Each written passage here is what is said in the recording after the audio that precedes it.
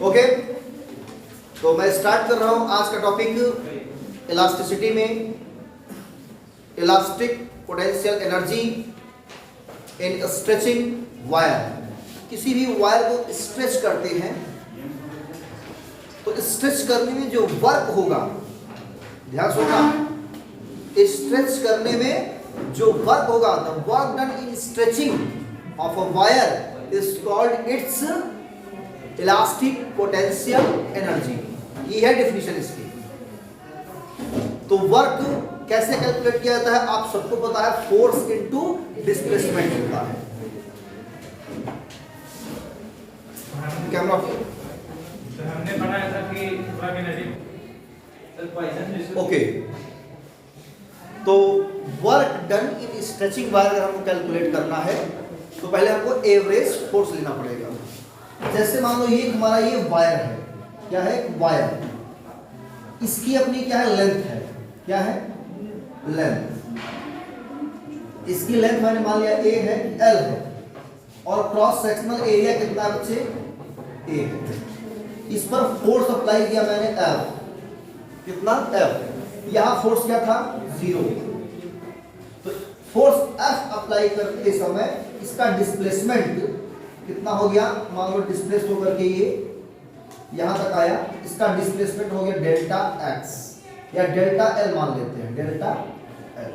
Delta L displace हुआ तो delta L displacement किधर हुआ, फोर्स के डायरेक्शन में हुआ। किसके डायरेक्शन में, फोर्स के डायरेक्शन में।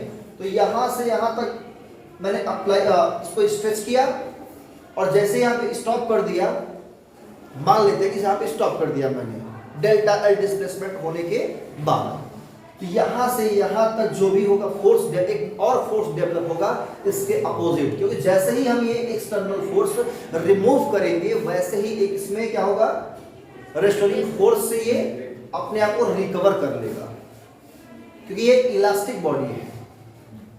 तो यहां से यहां तक में फोर्स क्या हुआ, सेटअप हुआ है ना, वो फोर्स कितना लेंगे हम, वो फोर्स लेंगे एवरेज फोर्स। यहां से यहां तक क्या लेंगे, एवरेज फोर्स। एवरेज फोर्स कितना होगा बच्चे, average force 0 plus F by 2 equal to F by 2। इसके कारण हमको निकालना है यहाँ पे वर्क। 0 से एफ तक हमने इसको स्ट्रेच किया है। एक पॉइंट 0 था, एक पॉइंट क्या था, एफ है। दोनों के बीच जो रेस्टोरिंग, अब रेस्टोरिंग फोर्स अचानक तो सेटअप हुआ नहीं होगा, धीरे धीरे इसको जैसे से इसकी लेंथ इंक्रीज कर रही है वैसे उसमें रेस्टोरिंग फोर्स भी सेटअप हो रहा है। और मैंने आप लोगों को ये क्लियर कराया कि रेस्टोरिंग फोर्स और एक्सटर्नल फोर्स मतलब डिफॉर्मिंग फोर्स आपस में इक्वल एंड अपोजिट होते हैं। ऐसा मानते हैं, ऐसा मैंने बताया ना इसको कैसे कैसे सेटअप होता है, इसको पढ़े हो ना, फिर कैसा कर रहे हो, ऐसा मानते हैं। एक मिनट पहले रिकॉर्डिंग होने दो बच्चों का, ठीक है, उसके बाद तो ये एवरेज फोर्स लिया जाएगा। तो एवरेज फोर्स सेटअप ही होगा 0 से कहां तक, इस पॉइंट तक। धीरे धीरे 0 से फोर्स, अभी कुछ नहीं था, फोर्स 0 था, फोर्स अप्लाई किया एफ तक, एफ फोर्स अप्लाई किया मैंने, तो जितना स्ट्रेच हुआ एक एक पॉइंट पर उसमें हम फोर्स क्या लेंगे, एवरेज फोर्स लेंगे। वो रेस्टोरिंग फोर्स हो जाएगा। क्या हो जाएगा, रेस्टोरिंग फोर्स। तो रेस्टोरिंग फोर्स कितना हो जाएगा, 0 एवरेज लेंगे हम इसका 0 से एफ तक, 0 plus F upon 2। Average force से हम निकालेंगे कितना ये इसमें वर्क हुआ, वही वर्क इसकी इलास्टिक पोटेंशियल एनर्जी हो जाएगी। तो मैं कह सकता हूं कि work is equal to average force into displacement, और डिस्प्लेसमेंट मैं यहां पे डेल्टा एल ले रहा हूं, ठीक है ना। इक्वेशन नंबर फर्स्ट, तो work W equal to average force F by 2 into delta L. Question number second, this work is stored in the form of potential energy U equal to W, U equal to 1 by 2 F delta L। यहाँ तक note करें सब लोग, potential energy का formula है ये।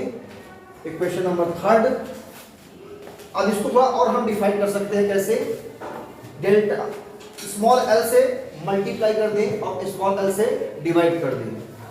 मैं लिख सकता हूं u इक्वल टू 1/2 एरिया से मल्टीप्लाई भी कर देते हैं, area a into delta L by L into A into L, A से ए कट जाएगा, एल से एल कट जाएगा, वही चीज मिलेगा। ठीक है ना बच्चे? तो 1/2 f by A into delta L by L into A L, इसमें कोई डाउट? ए से ए कटेगा, एल से एल कट जाएगा, वही चीज मिलेगा। ये है इलास्टिक पोटेंशियल एनर्जी का फार्मूला। तो फोर्स बाय एरिया, ये क्या है? रेस्टोरिंग फोर्स है। मैंने बताया था restoring force per unit area is called stress, तो ये स्ट्रेस बन जाएगा। तो इसकी एनर्जी मिलेगी 1/2 स्ट्रेस, ये हो जाएगा स्ट्रेन, और ये हो जाएगा वॉल्यूम। एरिया इनटू लेंथ कर दो, क्या निकल जाएगा? वॉल्यूम। यही पोटेंशियल एनर्जी का फार्मूला है। और इसमें एनर्जी डेंसिटी निकालना है, तो energy per unit volume calculate कर लो। यूनिट वॉल्यूम में कितनी एनर्जी होगी, मतलब वॉल्यूम से डिवाइड कर दो तो एनर्जी डेंसिटी मिल जाएगी। ठीक है ना बच्चों? यहां तक नोट करो। अब हेडिंग रहेगी बच्चों पॉइसन्स रेशियो।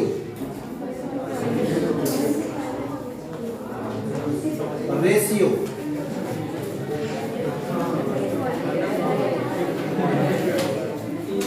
बात नहीं, शांत रहिए।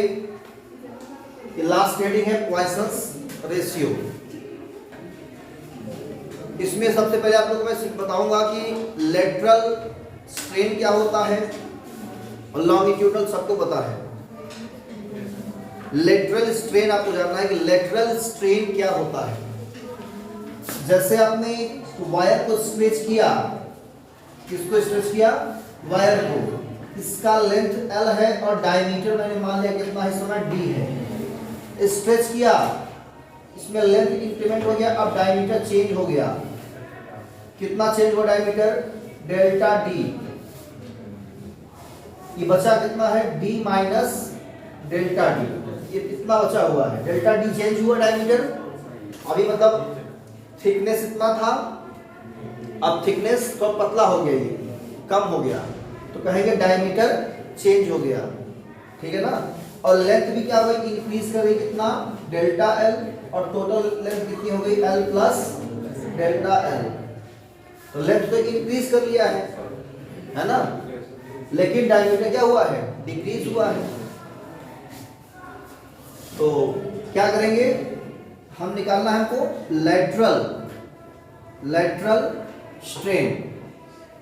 लेटरल स्ट्रेन कैलकुलेट करने के लिए आप लोग लिखेंगे इसमें कि चेंज इन डायमीटर, इसमें change in diameter upon original diameter. जितना चेंज हुआ है आपका वो डायमीटर, और उसमें ओरिजिनल डायमीटर का क्या करोगे? डिवाइड कर दोगे, तो आपका लेटरल स्ट्रेन कैलकुलेट हो जाएगा। तो कितना चेंज हुआ बच्चों? फाइनल D माइनस D है, D माइनस डेल्टा D। इसमें से इनिशियल माइनस करेंगे, माइनस D अपॉन ओरिजिनल कितना है? D। तो ये D कैंसिल, तो लेटरल स्ट्रेन कितना आएगा? Minus delta D upon D। ये आएगा लेटरल स्ट्रेन। अगर कोई आपसे पूछे लॉन्गिट्यूडनल कितना होगा? ट्यूडिनल स्ट्रेन आप कहोगे डेल्टा L बाई L। यही होता है लॉन्गिट्यूडनल स्ट्रेन का formula, delta L by L। Change in length upon original length. और लेटरल स्ट्रेन कैलकुलेट करेंगे तो change in diameter upon original diameter. यहाँ ये नेगेटिव में आया है, वो पॉजिटिव में आया है। इसका मतलब यहाँ लेंथ इंक्रीज कर रहा है और यहाँ डायमीटर डिक्रीज कर रहा है। देखो डायमीटर यहाँ अधिक था, यहाँ डायमीटर क्या हो गया? कम हो गया। मतलब डायमीटर डिक्रीज कर रहा है और लेंथ इंक्रीज कर रहा है, इसलिए ये पॉजिटिव में है और ये नेगेटिव में है। इसमें और इसका अब रेशियो निकाल ले, मतलब इसमें इसका डिवाइड कर दें तो मिल जाता है constant sigma lateral strain upon longitudinal strain. यही है हमारा क्या, Poisson's ratio sigma. It implies sigma is equal to minus del D by del D upon delta L by L. L यहाँ, ये यहाँ, minus delta D by D into L by delta L. यही sigma का value आएगा, ठीक है ना, आया है? क्लियर बच्चे? मेरा तो मालूम आ गया सर, पहले डी था। जस्ट ओके, आता नोट कर लो।